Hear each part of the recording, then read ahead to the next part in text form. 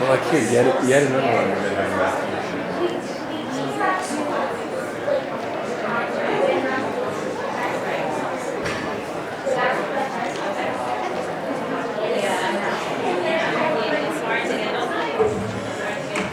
Okay, it's now 7:49. We will reconvene the meeting.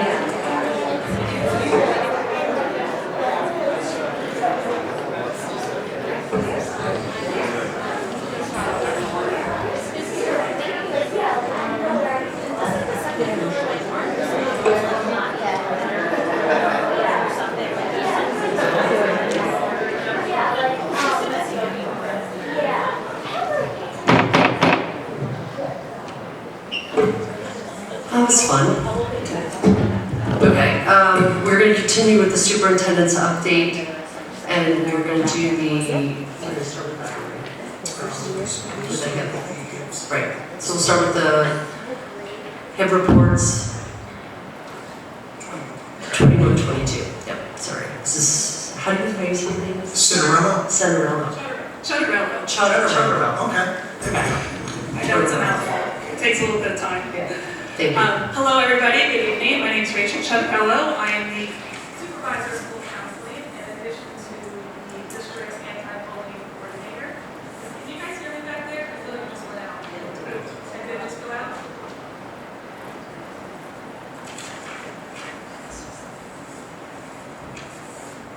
Testing, testing. Okay.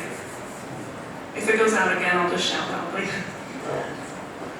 Okay, so each year, the school is required to evaluate the implementation. All right, I'm just going to talk loudly, is that all right? No, I don't.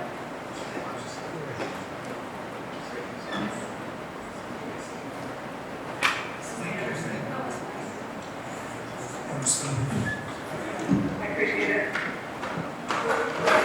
Okay, let me start again.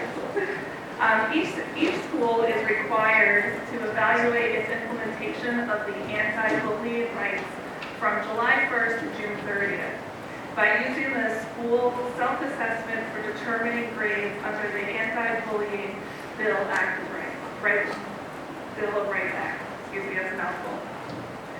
The self-assessment tool includes 8 core elements that address all the anti-bullying rights requirements for schools. At Kinnelon, the building principals rate each of the 8 core elements based on the criteria found in the school self-assessment. The maximum score for a school, the maximum score a school may receive is 78, and the minimum meet score is 52. So as you can see from the evaluation behind me, all of our schools successfully met the meet score. Each year, the goal is to make progress. So the goal is to make progress each year.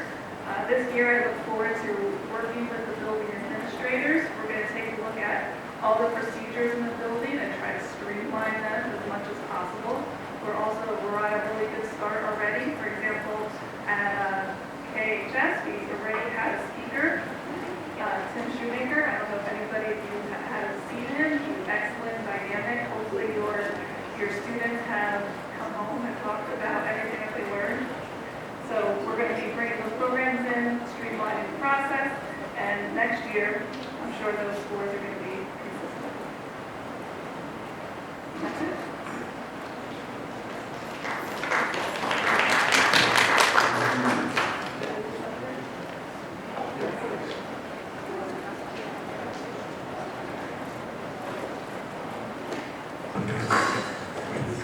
Okay, now we have Mrs. Mahalan giving an update and a briefing on the NJSLA scores.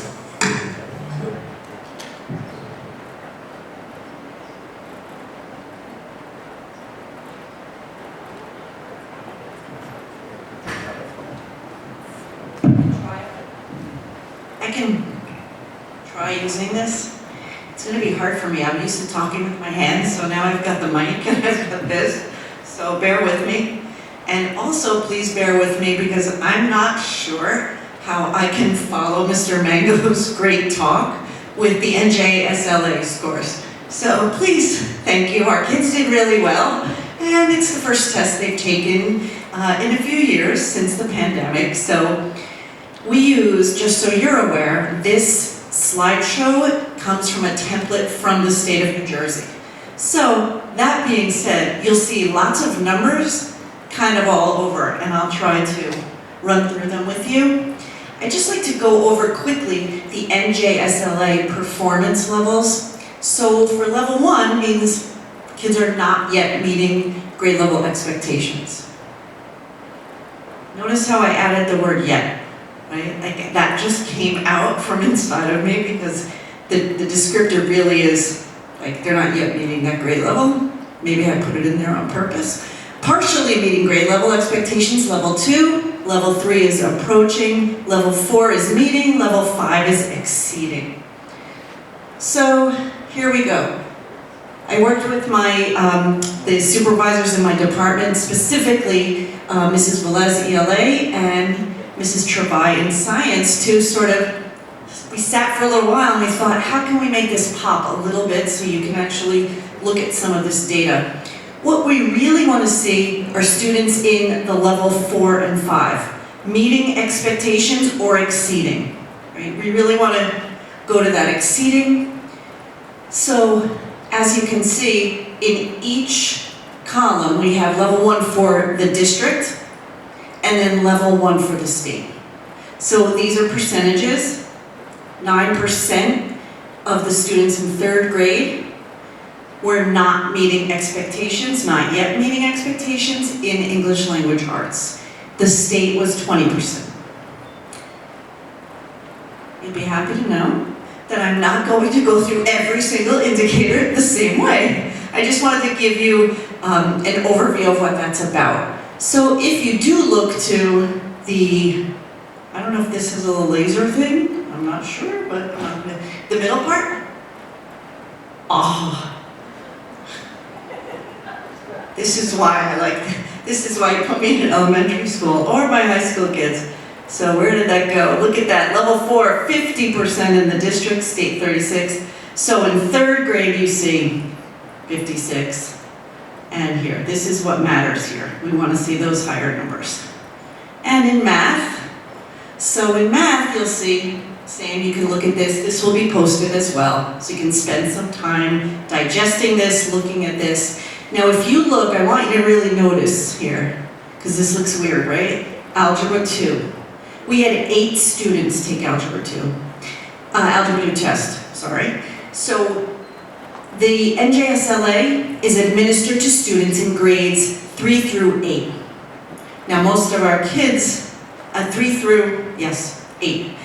These are kids who took Algebra 2 in they're freshmen. It's grade 9. Actually, most of them take it in grade 10. So we had only 100% of the kids in that. So if you're taking Algebra 2 after 9th grade, you're not counted in this. Does that make sense? And then, science. So Mrs. Travai explained this to me because as you know, and if you've seen her presentations, if you know Mrs. Travai, if your kids have been in any of our science programs, all the way starting in elementary school, you see the amazing progress we've made in science. You might look and say, look at the numbers don't look as impressive as we'd like to see in 11th grade. Our kids in grades 5 through 8 did phenomenally in comparison to the state. What we know is that the state is going to be changing this. Right?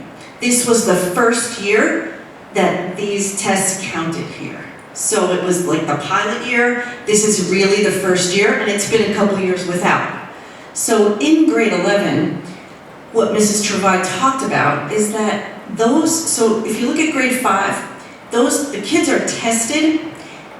It's a cumulative test, so it's all the standards, the cross-cutting concepts from grades K to 5. Right? So you really have to live in those standards and that curriculum, in that content in order to do well. Grade 8, it's that band again, grade 6 through 8. Grade 11 is like everything. So we see there's a trend in the kids not doing as well in the life science piece. which is more like environmental science. And because of our course sequence, they don't get some of that yet. Because our course sequence is actually awesome, and this is one of the conversations that's happening at the state level. Used to be an end of course biology test, right? It was like, okay, biology, you can still get here, you took the test, that's that. This is everything. And here's the science scoring information. So if you notice, there were 4 levels, not 5. There's a link there, so if you want to look later, if this excites you the way it excites us, not as exciting as what Mr. Manger talked about, but it still excites us curriculum people. This is all about the learning. Looking at grade 3 through 9 in language arts. So what you saw was you had the state comparison before, along with the district scores. Now this is just our district, and in the final column you see the number of students at levels 4 and 5, what we're looking for, 4 and 5. So that's meeting and exceeding. And then in math, again, you look at algebra 2, 8 kids, 100% of the kids met. Science. And then, yeah, fancy, huh? I heard someone say, ooh, I like that, like a firework. Okay, so here we go. I had a little bit of fun with these bar graphs. So what we want to see, looking at colors, we want to see the green and the purple. So we have ELA, English Language Arts, grade 3, 4, 5. We want to see, whoops, go back. We want to see the green there? Right, that's meeting expectations. We as teams within our buildings, Mr. Mango talked about data-informed instruction. We look at that and we want to spend time looking at, like, let's make this, very simple terms, let's make the red lower, right? Bring that percentage down, and let's get the purple higher. You'll see later, I'll talk about the kids on the bubble. So it's kids who are close to that next level, as well as kids who just eked into that next level. We want to move those kids up, everyone. We want to bring, the goal is really, wherever you are, that philosophy is to bring someone as far as you can. So we meet our kids, we know what they learn, understand, we move them forward, we assess, we start over. This is one test. This was from May. Here we are in math. Check it out, lots to be proud of here. And here we are, middle school, math 6 to 8.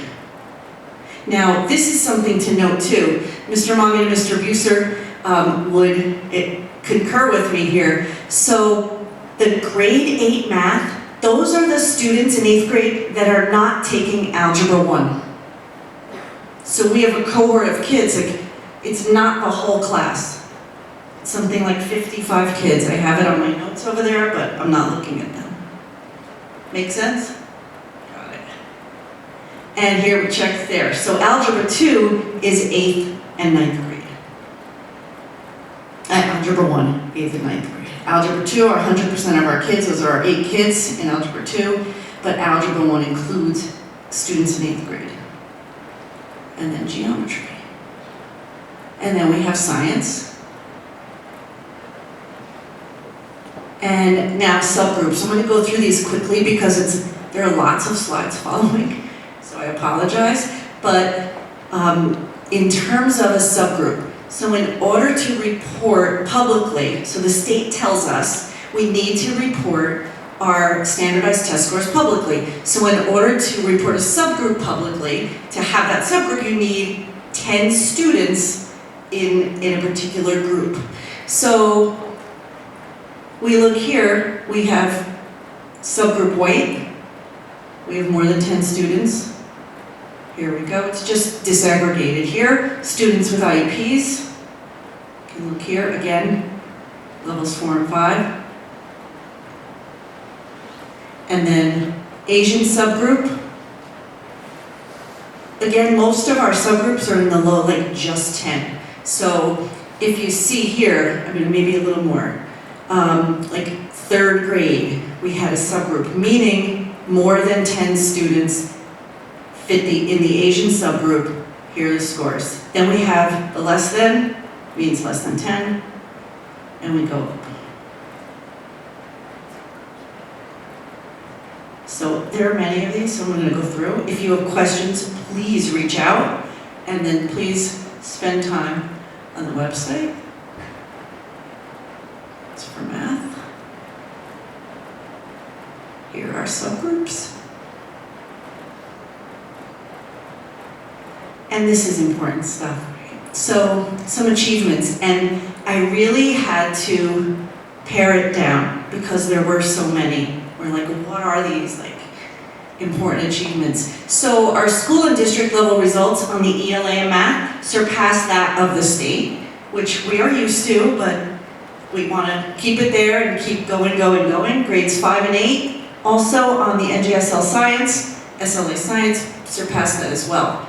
In ELA,